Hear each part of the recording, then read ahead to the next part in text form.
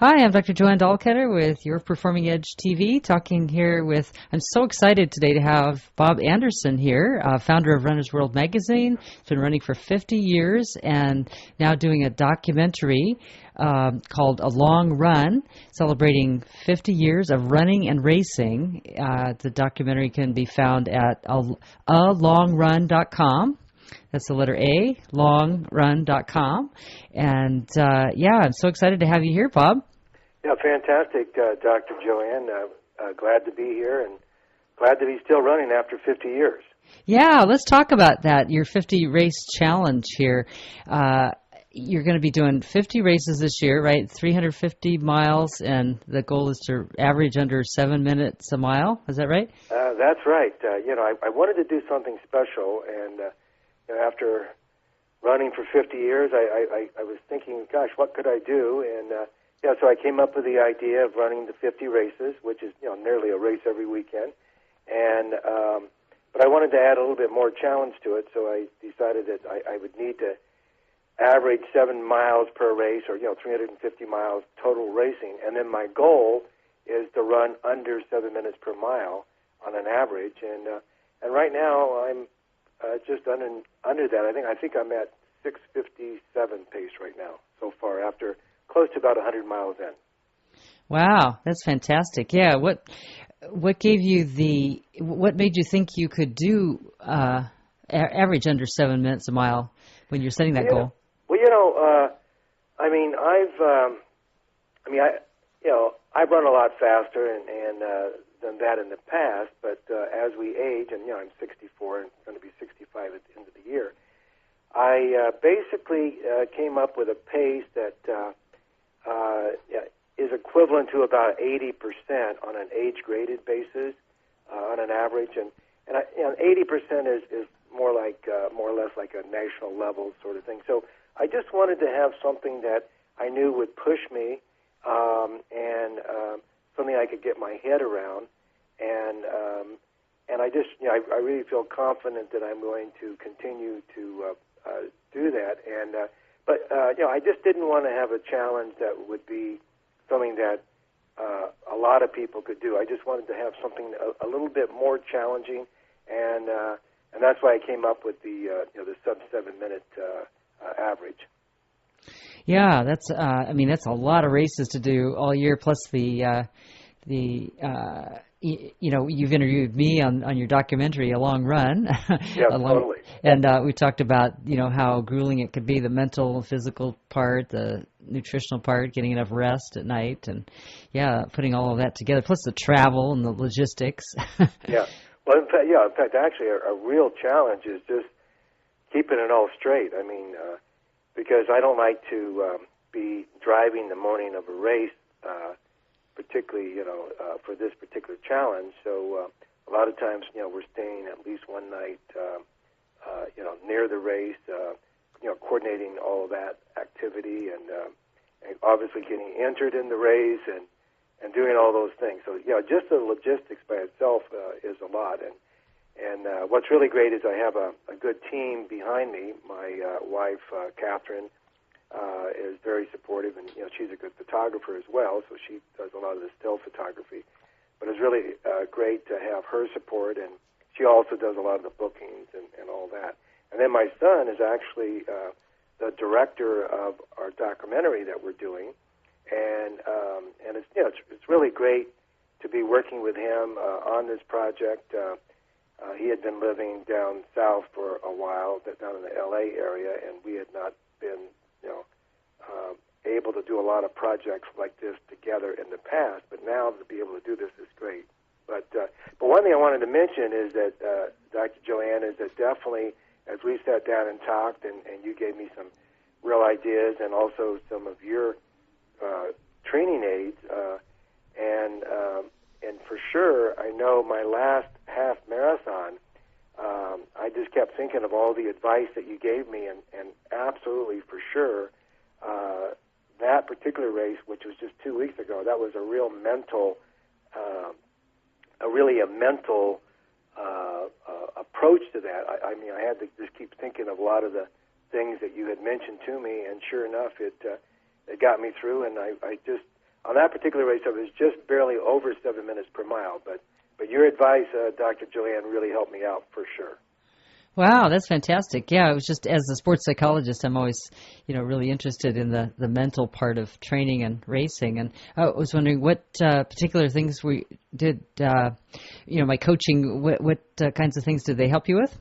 Yeah, I tell you, one thing that you had mentioned was the idea of the magnet approach, where instead of just, closing the gap on the runner in front of you, is to think in terms of that runner has a magnet, and you just kind of let that kind of pull you to them. And like the finish line is a big magnet, and you just kind of let the finish pull you to the finish line. And I kept thinking of that approach, and quite honestly, it really worked. And another thing is just the whole aspect of staying focused and not losing your focus and breaking down the puzzle and basically not looking at it as 13 miles, but looking at it as in the different pieces, and taking each piece as it comes and being able to perform well at that piece. And just keeping positive and also beforehand just thinking in terms of visualization of what you think you can do and then pretty much do it. In fact, that's one of the things for sure that over the last few races I really have focused on what I thought I could do, and like in the half marathon I wanted to be 131, and I did 131. At Carlsbad just on Sunday, I wanted to go 20 minutes and 25 seconds, and I ran 20 minutes and 22 seconds. So wow. And so just that positive thinking and that energy and just really recognize that your mind can really pull you through a lot of things.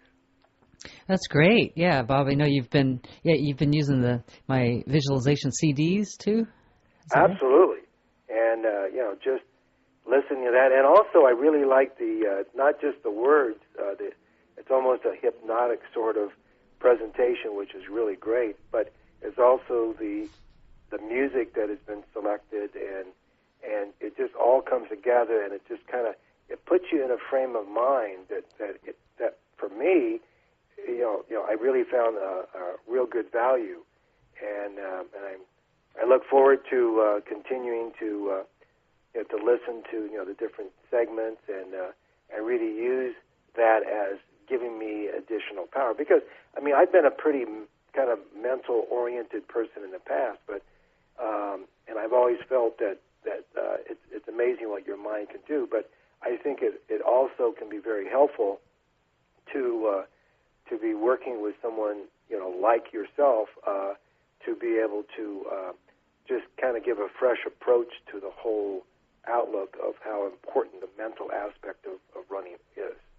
Right. I think you can, our minds are so powerful, and you can really, your mind can, if you let it, there's so much negative stuff that can go on, and, thinking about I'm so tired, or I'm, this is such a long, grueling event, like the 50 races could be, long, it could be really stretched out, and you could look at it as this thing is going on and on forever, or you can use your mind to just focus on one race at a time and make it a kind of a mind game, right?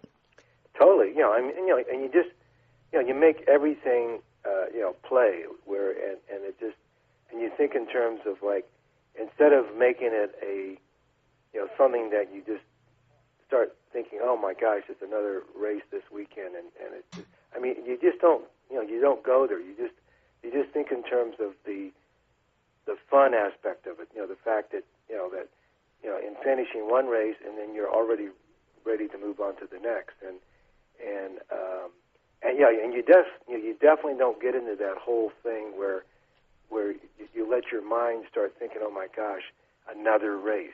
You know what I mean? Where no matter how you're feeling or whatever, is the excitement that there is another race coming, but at the same time, you don't want to lose your focus, because you definitely want to make sure that you do the very best job you can at the race at hand, so that you're not all of a sudden, a month down the way, and you do the very best job you can.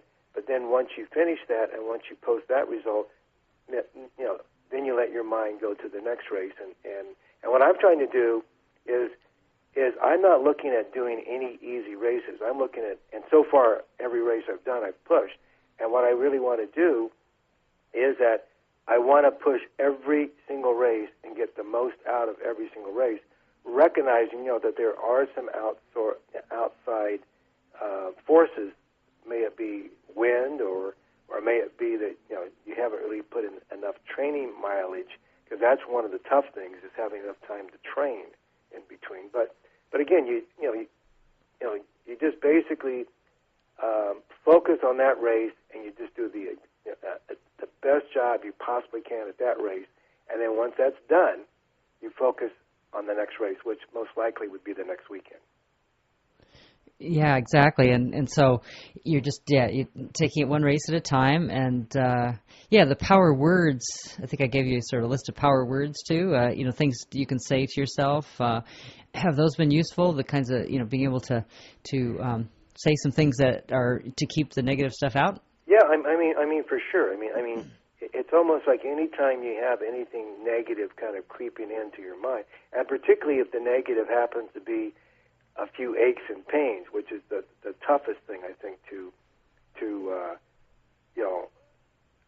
let's say continue to be positive on. Because let's say you have a hamstring a little bit of a hamstring, maybe a little bit of an ankle problem, a little bit of that. That literally, like your power words, those words can be so powerful, and you just start, you think of those words, and you just, again, anything to kind of help you get out of any negative feeling that might be there. Because for sure, this is a sort of challenge, because we're not talking about a challenge where you're running an ultra marathon on one day, or even a 3-day race, or whatever. This race that I'm doing is a 1-year event, and there aren't that many 1-year events out there, and certainly over that period of time, and I'm only 1/4 of the way in. Over that period of time, obviously, any sorts of positive thinking, power words, those sort of things, just being able to focus on that and to make sure that when you are there at the starting line, that you're ready to race again.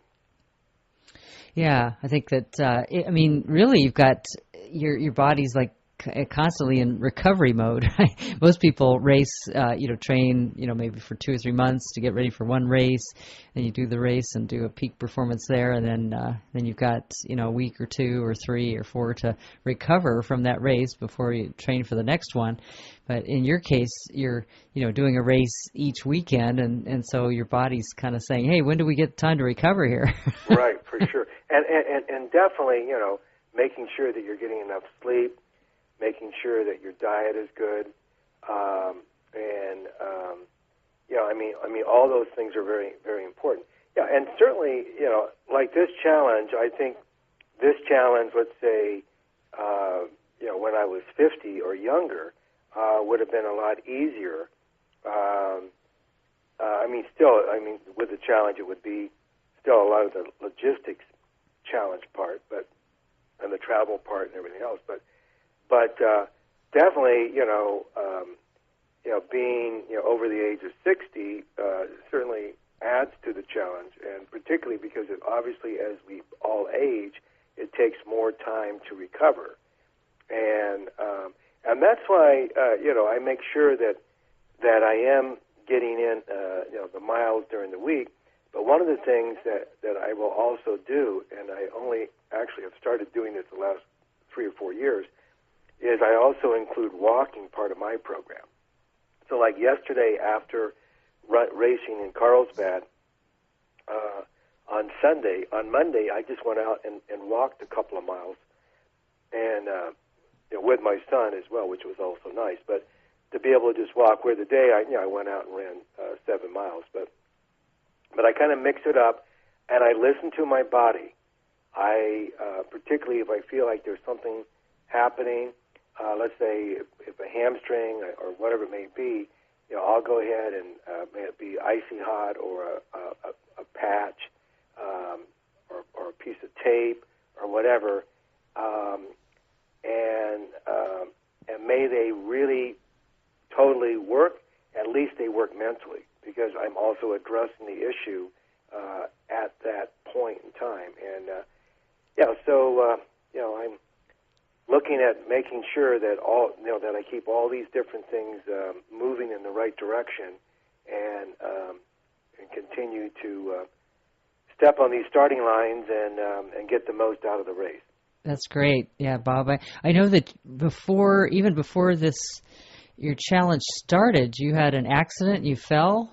When did that happen? Can you tell us about that and how you recovered? Yeah, I tell you, I was November and December getting ready for this challenge. I was getting in some good mileage and running 50. I think I actually got up to 60 miles a week, which is quite a bit for me because I generally average more like 35 to 40 miles. But anyway, so on December 18th, I was out on a run, and which was just 2 weeks before the start of the challenge, and out on a run, and I was doing 15 miles that day, and I had also stopped at the track, and I do this from time to time, and did 4 quarters on the track. And anyway, I got out about 11 miles, and a guy that I have known for quite a while, but I had not seen for years, was there, and we started running together, and I mean, for sure, it wasn't his fault or anything like that, but we started talking about a lot of negative sorts of things. I mean, he was talking about all these different operations he's had and how difficult, it has been for him to get back in shape. And there was just a lot of negative ions in the air. And for the first time ever in my life, and we're running maybe 7:15 per mile pace, the next thing I know, I'm laying flat on the ground. I did not break my fall with my hands, which I normally have always in the past did. I was laying on the ground, and I did not pass out. And I had hit my knee, and I had hit my head.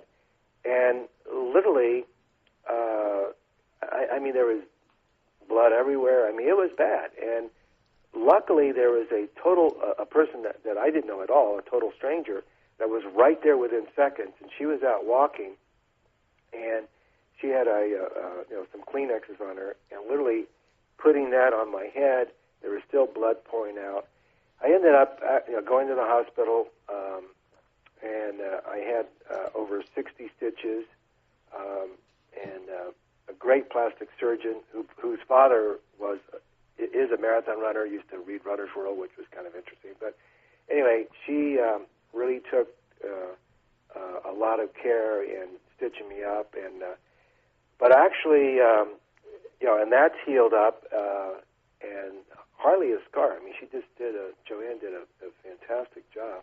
Yeah, I saw you afterward, and you look completely normal. Oh yeah, I saw the photos on your website are scary stuff. Well, in fact, actually, for a month after that, almost every step that I took, I was thinking about falling again, and I'm thinking, hey, look, if I keep thinking like this, I mean, it wasn't negative thinking; it was cautious thinking, and every step, I started thinking, oh my gosh, and anytime I would start to trip, I would say, oh my God, it's going to, But my knee hit first, and literally, even now, I cannot totally, 100%, I mean, maybe it's 98%, bend my knee completely to where I want to bend it. But my first race on New Year's Day, which is only 12 days after this, I mean, that was quite a race. I mean, literally, my left leg at that point was I could bend it maybe 70%. And that was a challenge. And that particular race, which has been my slowest race of the year so far, I think I averaged 7:15 per mile. But I mean, that was a struggle. But so it was crazy. Here it was, December 18th. Everything was looking great, and like that, I'm on the ground, with this situation. Yeah, it makes you realize how precious life is and how quickly things can change, huh? Yeah, I tell you, in fact, that whole situation, it just really told me how much I appreciate, or how everybody should appreciate every moment of life. I mean, things can happen so quickly, and but I really do think that just a lot of negative thoughts in my mind at that time. There was just too much negative stuff, and I was just thinking that, gosh, you don't really realize, like we were only running about 7:15 pace. So what is that? 8 miles an hour or something like that.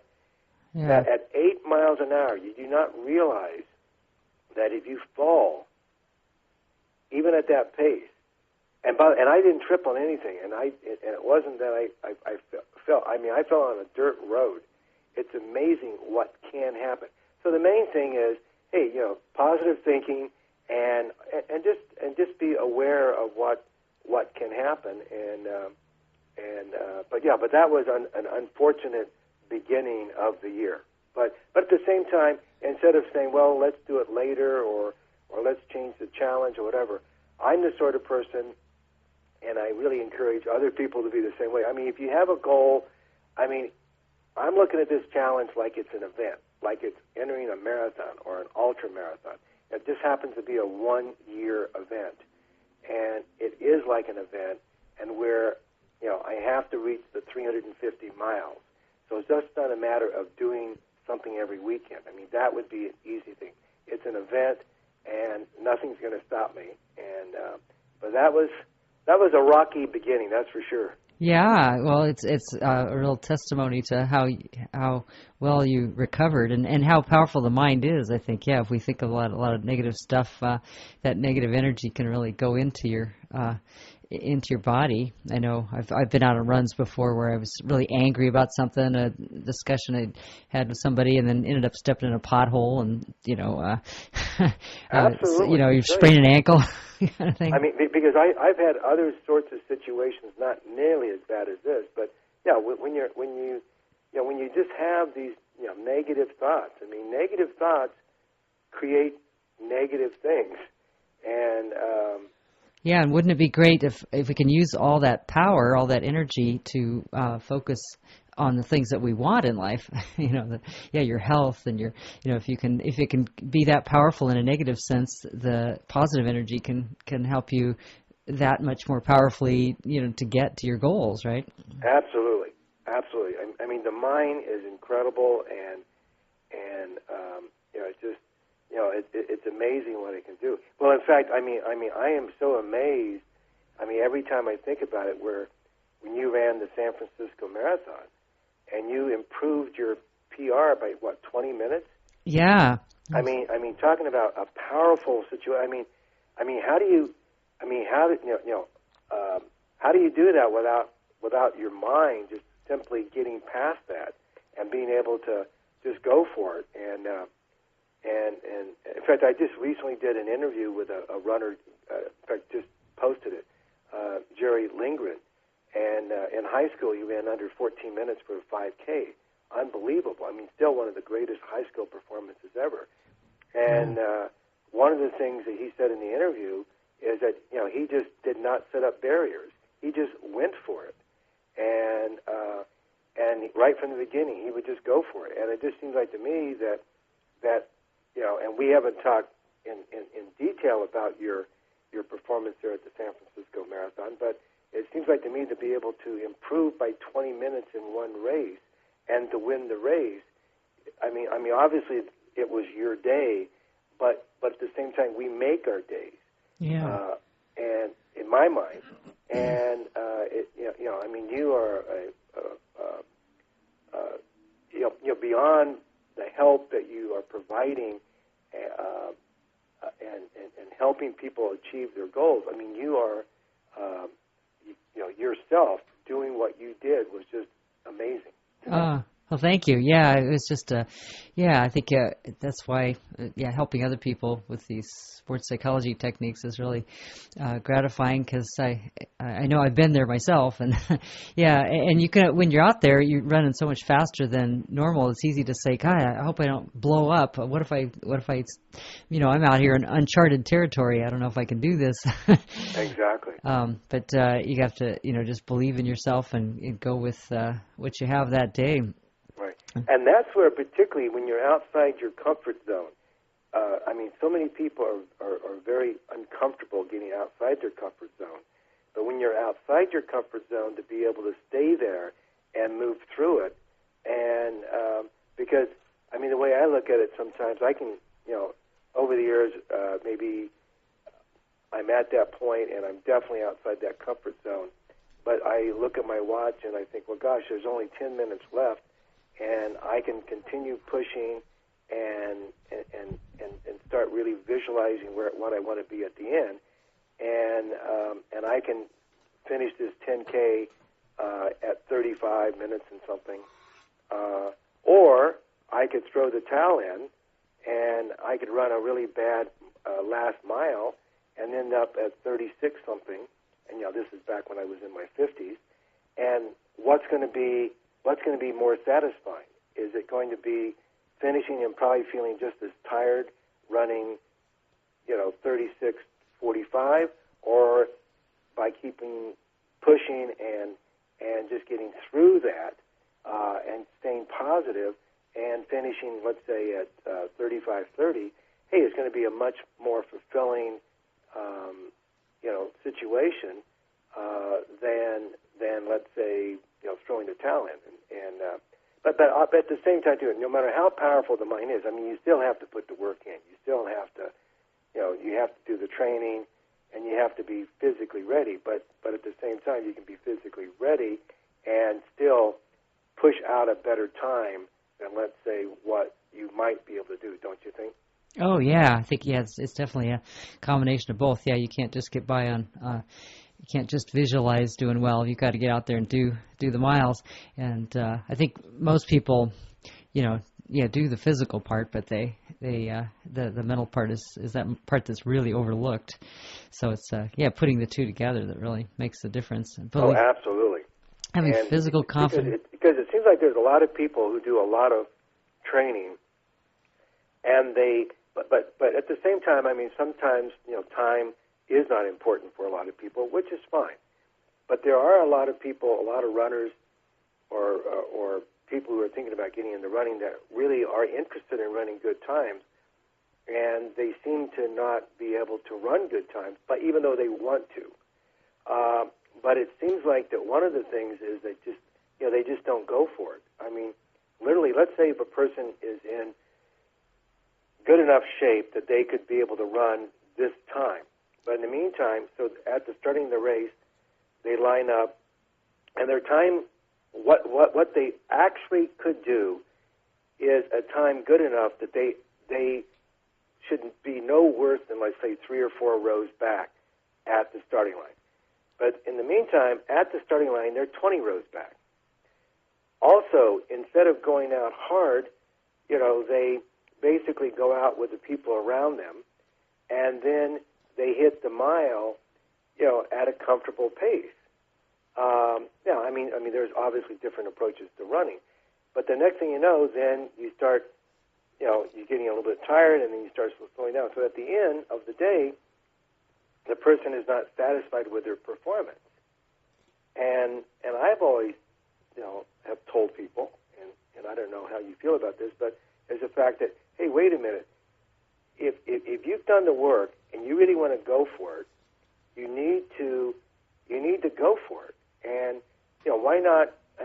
Not on a big race, but why not like on a local race? Why not be on the starting line, and why not hit that mile tough? What's the worst thing that's going to happen? You're going to fall apart. But I would rather, let's say, if you think you're going to average 7 minutes per mile, well, gosh, if you hit the first mile at 7:30, how are you going to average 7? You could. Some people do negative splits and things like that. But at the same time, why not hit that first mile at at 6:30 and see what happens. Yeah, exactly. And maybe you could hang on. And if you thought you could do 7-minute pace for 10K, well, in the meantime, if you hit that first mile at 6:30, and let's say if your body is just like racing, like, oh my gosh, am I going to finish or whatever, and then you give into it and you start clicking off bad miles, well, then maybe by the next race, you hit the first mile at 6:30 and the second mile at 6:30, and then you fall. I mean, eventually, to me, you know, if you just keep pushing, you could end up getting a good time, but you have to go for it. But you have to also, you know, make sure that, hey, you're there at the starting line, you have a racing singlet on, you have racing shorts on, you have racing shoes on. But if you're there in a sloppy T-shirt, Bermuda shorts or whatever, and training shoes, you know, is that putting your, and 20 rows back, is that putting your mind in the space of getting that good time? I don't think it is. Now realize, obviously, if every single person followed that advice, there'd be way too many people at the starting line. That's right. You know what I mean? Yeah, exactly. But you have to believe in yourself first, I think. Yeah. And if you don't believe in it and you don't go for it, you know, you're not going to achieve what you are looking for. Yeah. Bob, I wanted to go back a little bit in time. Now, I mean, you were the founder of Runner's World magazine. Can you just tell us a little bit about that whole, starting a major magazine that's now, you know, I don't know how many years later. Can you give us a little bit of a history of how you got the idea to start that magazine? I mean, you started something that's now part of our history, and really it's contributed. It's one of the reasons I started running was reading your magazine and realizing, hey, they're putting women on the cover of a running magazine. Wow. And in fact, I think we put you on the cover as well, right? I don't think so. Right? Oh, okay, maybe. I wish you. I hope so someday. Right. But, so basically, so I was in high school. It was 1966, way back when, and I was just absolutely, just totally addicted to running right from the beginning. I mean, running was my whole life. And probably one of the reasons that became my whole life was that in trying out team sports like, you know, baseball and whatever, that, and this is before soccer, and this was back in Kansas. I wasn't really good at team sports, and at the same time, I found that running, you know, that it was just something that I could do, and at age 15, I was able to run like a 2:08 half, which is not a fantastic time, but at the same time, it gave me the confidence and said to me that, wow, I could do something a little bit faster than a lot of other people. And I was not that great as a student as well. For some reason, you know, I'm street smart, but I'm not book smart. And so I just absolutely got just so into running, but not just the aspect of training and racing myself. I was interested in doing more. And so at age 17, I asked my track coach, who, by the way, now is 80 years old. We just saw him at Carlsbad, as we do every year. I asked my track coach if there was anything that I could read about training, whatever, because he could not give me advice. I was already interested in running a marathon. And so he gave me information about a publication called Track and Field News, which is a publication that was out of, or still is being published today out of Los Altos here. And it was, results and of track meets but nothing on distance running, right? But yeah, very like nothing to do with road racing. And then basically those were the days where the Beta Breakers was happening, but literally there was less than 100 runners in the Beta Breakers, and the Boston Marathon I think had maybe 100 runners, and there was a few people out there racing and running marathons, but in total, there might have been a dozen marathons around the country and all that. But anyway, so I started getting some addresses of people who, in fact, were running marathons and were training, and people like Browning Ross and Hal Higdon and other people, Fred Welt, and I mean I could go on and on with a list of people. So I started writing them, and as a 17-year-old boy that was just totally addicted to running, I mean I would come home from school and I would have a letter from like a Hal Higdon or a letter from a Ted Corbett, who was a really ultra marathoning guru, or Browning Ross. And I was getting letters from these people giving me advice and also sharing other names and addresses of people who could also give me advice as to what to do. In the meantime, I decided that I wanted to start collecting information about marathons, and I started like putting down times on note cards, and of course, this is way before the computer. Right. And way before you could go to Google and put in anything you want into Google. But so I started like collecting this, and I was actually calling it the Marathon Statistics Bureau. And so I was collecting all this information, and as I was getting all this information, I said, actually on the way, October of '65, on the way to a cross-country meet where Jim Ryan was running and would end up winning this meet by 30 seconds. And I just said to a friend of mine, Dave Zimmerman, I said, I want to start a magazine about running, and I'm going to call it Distance Running News, and we'll do a couple of issues a year, and but it's going to be, we're going to run articles about running, and it's going to be articles about all types of running, including articles about women running, which in those days, by the way, a woman was not allowed to run over a half a mile. That's right, or else we couldn't have babies, right? Exactly. I mean, a mastered running, there was really no such thing as masters running. There was people over the age of 40 running, but there was really no masters age groups or anything like that. So, and as a 17-year-old boy who knew nothing about publishing, who knew nothing about all the the real detailed part of the running world, I just wanted to share with other people, and I thought that if we put together a magazine, that it would work. So basically, I up to that point I was doing some babysitting and mowing lawns, so I had $100 to my name. Wow! And I got articles in, and my mom typed up the articles, and I figured out, because my dad had published a book before, and I watched him do a few things. Anyway, he typed it up, we reduced the type, and the first magazine was 28 pages. It was a small, like the digest size, 28 pages. I mailed that out. I was $1 a year for a subscription, and sure enough, people started subscribing. People started sending in extra money. Here's $5. I love the magazine. Keep them coming. Here's $5 to help you out. But of course, when you're 17 years old, that was a lot of support, obviously. Yeah, that's amazing. You were doing all this. Had this kind of vision at age 17. Yeah, and literally, so we published. I printed 1,000 copies of that first issue, and then people were sending in subscriptions, and they were doing it.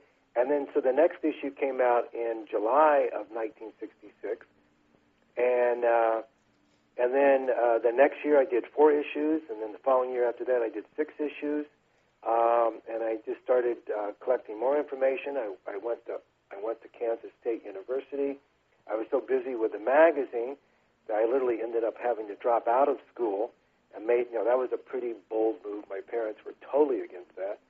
I actually dropped out in 1969. I already had 10,000 subscribers. One of the things that really helped, I met Bert Nelson, who was the publisher of Track and Field News, and he had 10,000 subscribers, and he agreed to let me rent his mailing list, and I did a mailing, and I also started getting ideas to sell stopwatches and to sell books and things like that. I found some books that were published over in England, and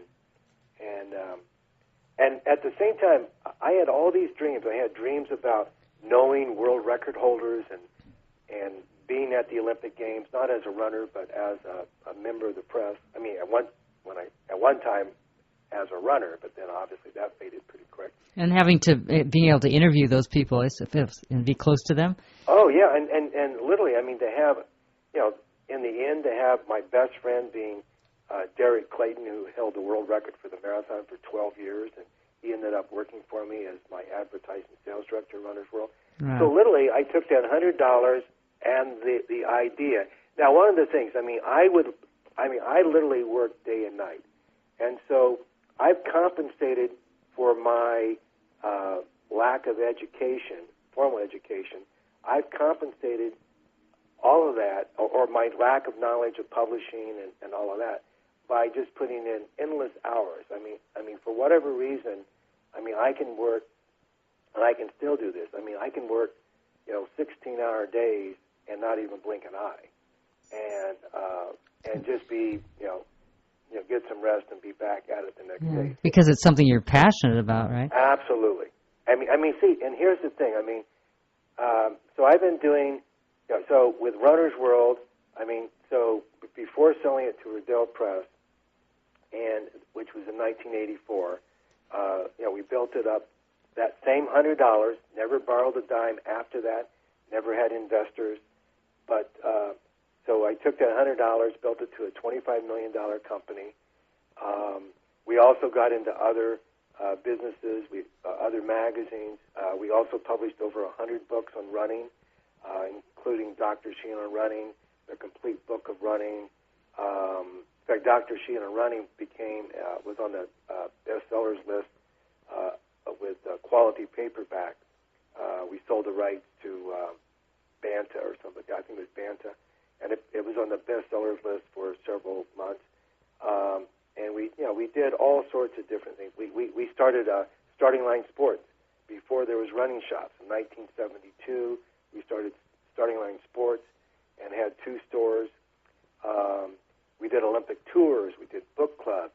We also had a magazine called The Marathoner that later on Rich Benyo actually took that idea and did Marathon Beyond. He mentioned to me recently. Oh, sure. Yeah, he's had several of my articles in there. Oh, yeah, absolutely. But it was one of these things that, the only thing about it is I started the magazine. At first it was called Distance Running News. I changed the name when I moved to California in 1969 at Christmas time. I put everything in a 10-foot truck, moved to California, changed the name to Runner's World.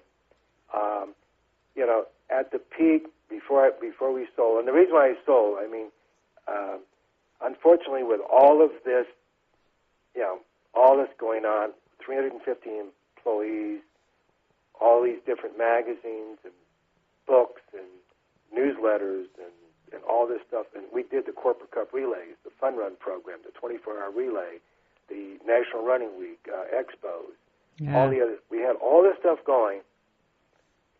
So exciting. In fact, even and as my wildest dreams, were basically a kid barely making it into school with $100. I even ended up being able to interview President Reagan in the Oval Office. Wow. For Runner's World. That's amazing. And but anyway, with all this, the one thing that really suffered was my marriage, and so there was a point where my wife, Rita, she said, well, it just is not working, da da da da da. And 2 fantastic kids, Mike and Lisa, and Rita and I are still friends today, but she said, it just isn't working. So divorce, and the only way to settle the divorce was to sell the magazine. And so in '84, I did sell the magazine to Riddell Press, and then I had to do a no-compete clause, so I couldn't do anything at all in running officially for 5 years. So I kind of just stepped aside. But that was really tough. The only thing that was great about it was the fact that Runner's World, publishing Runner's World, took me away from my own personal running. I only ran on weekends, and pretty much my only races were the fun runs.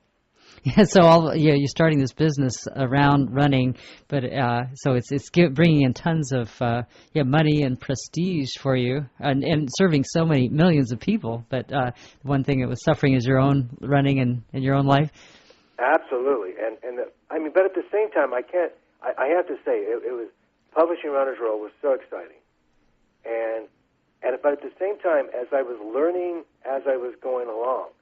So, I wasn't a business major. I wasn't following the footsteps of my dad. He was a school teacher. And literally, I wasn't sure what to do. Yeah, you didn't have the kind of background that a lot of people have. So you just sort of had to learn as you went along. You must have had mentors and people showing you the way. Well, I mean, for sure. I mean, there was a lot of people, but a lot of it was learning as I went along. And at the same time, I didn't realize, so like when I was like 25 and I had 100 people working for me, I didn't realize that, hey, if I wanted to take off an hour during the day to get a run in, that if that was something that I wanted to do, that I could do it. I had the feeling, or it was my understanding, that basically I would come into work at 7 o'clock in the morning and I would leave at 8 o'clock at night, and that literally my door was always open, and basically I became kind of a slave to the people that were working for me, that I was always available for them. Now, at the same time, I mean, I had so many, I just could not shut off the ideas. I mean, literally, and I would say, okay, yeah, that's a great idea. Like one time, we decided to start a magazine. I decided to start a magazine called New Mother, and literally from the time we had the idea to the time the first issue was actually printed, we're talking about like 5 weeks. Wow. And that literally, I mean, there was nothing. I felt there was nothing I could not do. Unfortunately, if I had more capital, so many of these ideas, like running stores and expos for races and the corporate cup relays and National Running Week. I mean, a lot of these ideas, could have been businesses in themselves. And like we had the midnight race. I think you ran the midnight race. Yeah, I did. Right, that was wonderful that you put that on. Yeah, wasn't that fantastic? We had all these great runners there. And it was a 5-mile course. It was a great location. I think Greta Waitz came, and all kinds of people. Oh, yeah. I mean, yeah, we had Greta Waitz, we had Bill Rogers, we had Frank Shorter. I mean, and we had everybody. But anyway, but to make a long story short, so by selling Runner's World, I was able to get refocused on my own running, and now, I mean, it's just really fantastic that recently being able to get some websites going with the Eugenia Fit Club, the Best Road Races, and now working on this film project. But certainly, the Runner's World story and developing that and being able to put together a group of outstanding writers and to really get a lot of people into racing. I mean, it was just really, really fantastic. And the things that would really make my day, and we got many letters like this. I would receive a letter, this is before emails, a letter from someone that would say, "Thank you for saving my husband's life. He was overweight, He got into running. He saw a copy of Runner's World at the newsstand. He got into running. Now he's into racing. He's in the best shape of his life. And thank you for saving his life, because I was positive that he, at this point in time, it could have been really bad." Yeah, stuff like that just, makes tears come down. Yeah, I mean, it was just really, it was really heartwarming. Very heartwarming, absolutely. Yeah, the things that, I mean, when you get that big like that, you don't realize all the different individual people you're touching, and what a great movement. I mean, it was really a phenomenon that you started. It was... Well, and also, when Jim Fixx did the book, the complete was it Complete Book of Running? Yeah, I think so. Yeah, I've got it here on my shelf. Yeah, and he did a chapter on Runner's World, and it was like Runner's World. It was our cult following, and it really was. I mean, we just had. I mean, anybody that was really into racing and into being a serious runner was reading Runner's World, and we had like 2 million readers, and it was just so fabulous to have been at the beginning and to see that evolve, and that literally, I mean, how often do people, their wildest dreams, how often do people's wildest dreams come true? But in my case, my wildest dreams came true, and even though I mean most of them, and the type of dream that didn't come true.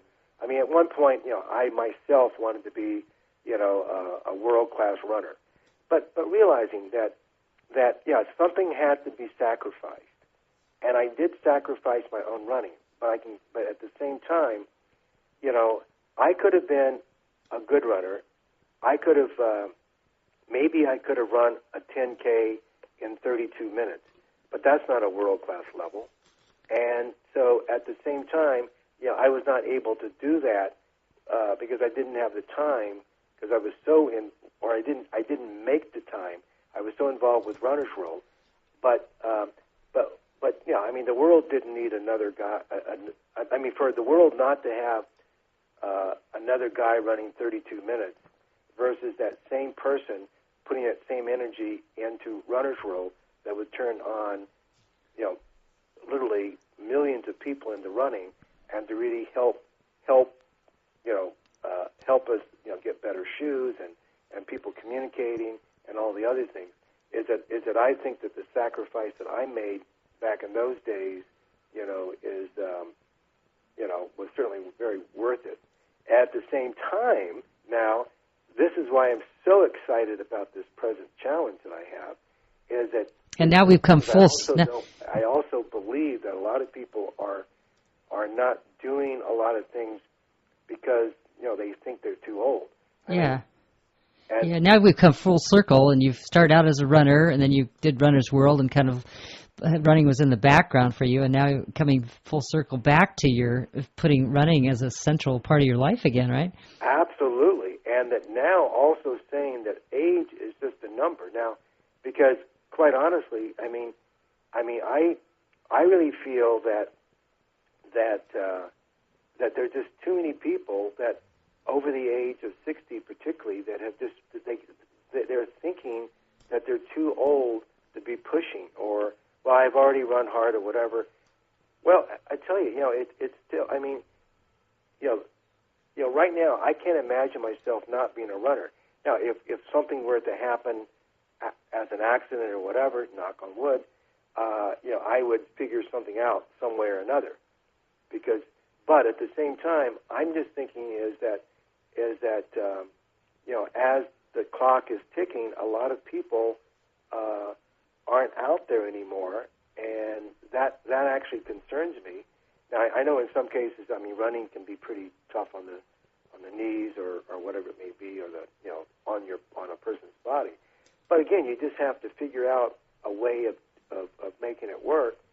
And I've come completely full circle where now a lot of my emphasis is on running. I mean, I'm still running a company that's not directly related to running, but at the same time, what comes first in my life right now? Running. Yeah. I mean, at the same time, I mean, I say that, but my kids, working with my kids, my daughter, we work together in a business, and obviously with Catherine, and the other thing that's really great, is when I was publishing Runner's World, again, not knowing how to handle it, that at first, so I was still, I was still able to run quite a bit, and then as the years went on, and I got more and more employees, that basically it got to the point that during the week, I would not like if a friend called up, I would basically say, I'm sorry, I don't have the time to talk. And literally, my whole life was my business. And what's really great right now is like with the focus being back on running and making this documentary a long run, what's really great is just like in 2 weeks, we're going back to Kansas. I haven't raced in Kansas since 1969. And that's where you're from? Kansas. I haven't seen my brother in Manhattan, Kansas for 18 years. I haven't been back to my high school since I left in 69. Well, I'm going back. They're going to have me be the starter at a track meet. Wow. They're going to do, some sort of presentation or whatever at their 50th anniversary. That happens to be the same weekend. And I'm able to, I'm taking the time to do things, and even more recently, like the opportunity where you and I and Bill Dunn and Rich Stiller, we were able to during the week go out for a little training run. Yeah, that was. I was publishing Runner's World. I would never do that because I thought that business guys would not do that. Yeah, that was really special that day. It was a holiday, right? President's Day. But things like that are very special, and it's also being able to spend time with people that you've known, but you really realize that you've known a lot of people, but you just basically knew them, at races, and you would say hi, and that would be it. And to be able to now take the time to really get to know people, and I'm just loving every minute of this. Absolutely. I mean, this is I'm back to my grassroots. I'm back to the foundation of Distance Running News, and that became Runner's World, and I'm back to the grassroots, and it is feeling great.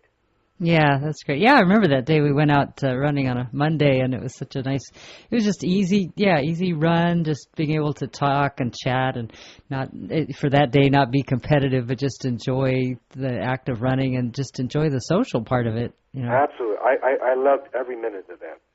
Yeah, that was fun. And now you created this wonderful community, a different kind of community of runners through Eugenia Fit Club. It's for everyone on the call. It's UJENA Fit Club, right? Yep. .com, and which I'm a member of and part of, and it's a fantastic resource for everyone. It's where you can join and for free, and put in your profile and your running history, and I know Bill's put in something like 625 races. Exactly. You can put in your whole running history, and it's got this fantastic software where you can, put in your race, and it tells you your pace, and it tells, it brings up your whole running history, and you can basically use it as an online logbook, and also use it as a social networking for other runners, just bringing people together, right? Yeah, totally. In fact, I'm just really enjoying that because, we have a wide range of people who are part of our Eugenia Fit Club, and it's growing every day, and it's like that grassroots type of thing, and it's not that real serious sort of thing, and at the same time, it's really exciting to be doing something new and something that people are enjoying, and it's really been quite nice, and we have as Eugenia primarily, we're a swimwear company, and being the sponsor, and that literally our webmaster I think has really done a super job in putting together a site that is easy to use, and it's so great to see. To be able to take a look at like Bill Dunn's profile as an example, or your profile, and see races that have been run in the past, and see how the age graded aspect of it, and then looking toward races that people are going to run, and being able to log in workouts, and in fact, actually, that's with the Fit Club.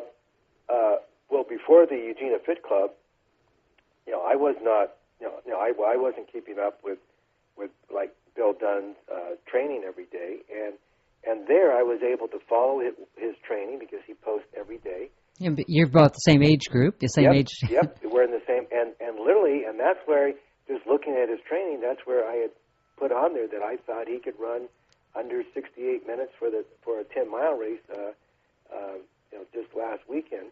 And sure enough, that's what he ran. Yeah, you had a perfect prediction for him. But literally, it was because of the fact I was able to follow what he was doing. And the other thing is, I know, I've been running for 50 years, and for whatever reason, I am motivated by our Eugenia Fit Club and the fact that we keep points for training and things like that. And I literally have run some additional miles just to get some additional points, just for myself. And it's kind of cool to be able to post what you're doing and things like that. I mean, of course, when you have the fantastic sites like Facebook that just reaches everybody, this is like a niche sort of boutique networking site, but at the same time too, it's not set up like some of the really real serious sorts of running sites. This is where it's more of a grassroots sort of site, where you can be 64 years old, or you can be 79, or you can be 15 and still enjoy it. And at the same time, there are runners, there are people there that are posting workouts that are just getting started with running, or maybe they're even doing bicycling, or they're doing aerobic type workouts or whatever it may be, and so we're not like screening it out and saying you have to be a runner to be part of this. Is that it's anybody who's interested in being fit, and as we're saying, inspiring a fitness revolution. Because as we look around, as we all look around, there are just way too many people that are not fit in this country and around the world, and life is just so much better being fit. Yes, absolutely. And if we can help people, help inspire people to be fit, that's what it's all about. But what we do, and my approach to that is, I like to do things that I get something out of myself personally. And I'm thinking is that if I'm getting something out of it, there's a lot of other people just like me, and that's how we have really put this together, and getting feedback, asking people what is it they would like and all of that, because it's all about helping other people, getting motivated, inspiring them, and the bottom line is that we need to get more people fit. It would help so much, and if we can be part of that, hey, all the better. Yeah, I totally agree. Yeah, well, that's great. I think, the Eugenia Fit Club is a fantastic thing that you're doing, and I'm recommending it to all my list of people and on my website, and so I congratulate you for what you're doing, and I'm really excited about getting the word out there for you. Absolutely, and we're really looking forward to posting your interview on our site at eugeniafitclub.com, and we're interviewing 100 interesting people, and obviously you, Dr. Joanne, for sure is one of the 100 interesting people, and your interview is some great stuff there, and content, and we're looking forward to getting that posted here very soon. And the Fit Club, the Eugenia Fit Club, we're very excited about it, and we're very excited to have you as a member. And it's really been a lot of fun. Yeah, thanks. We're going to continue to develop it and turn it into a lot of things. Also, we do best road races, where we have selected about 140 races now that we feel are races that are worthy of being mentioned. Of course, there's a lot more, and we'll continue to add races. And just doing different things, and the way that we do things, I mean, it will continue to evolve, but it's all about our, the people who go there, the people who go to that site, and as you mentioned, it's totally free, and we have no idea. I mean, right now we're just financing it, and Eugenia is financing it, and we have no idea where that's going to head. But that's no different than the way when I started Runner's World, when I started Distance Running News. Hey, I didn't know where it was headed. I didn't start it to make money. I didn't start it to have 350 employees. I didn't start it thinking that I would end up with over 2 million readers, and that it would give me everything I've ever wanted financially. My thinking is just if you just do something, you believe in it, you put a lot of hard work behind it, and you continue to improve, that everything else will come its way.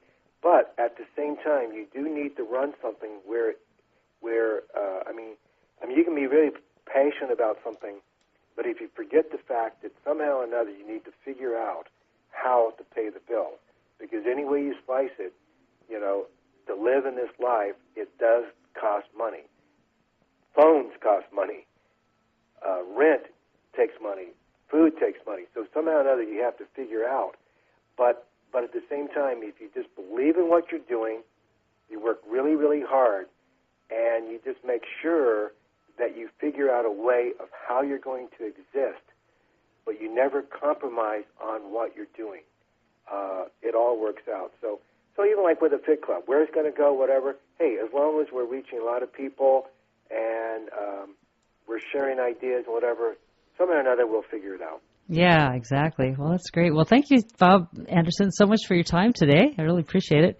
Hey, thanks so much, and really appreciate all of your support, and I just love all of your ideas, and certainly your positive energy is coming my way, and I really, really appreciate you asking me to be interviewed. It makes me feel proud that you would think of me to be part of your program. Sure. Yeah, that sounds great. Yeah. Okay. All right. Well, if you can hang on for just a moment. Okay.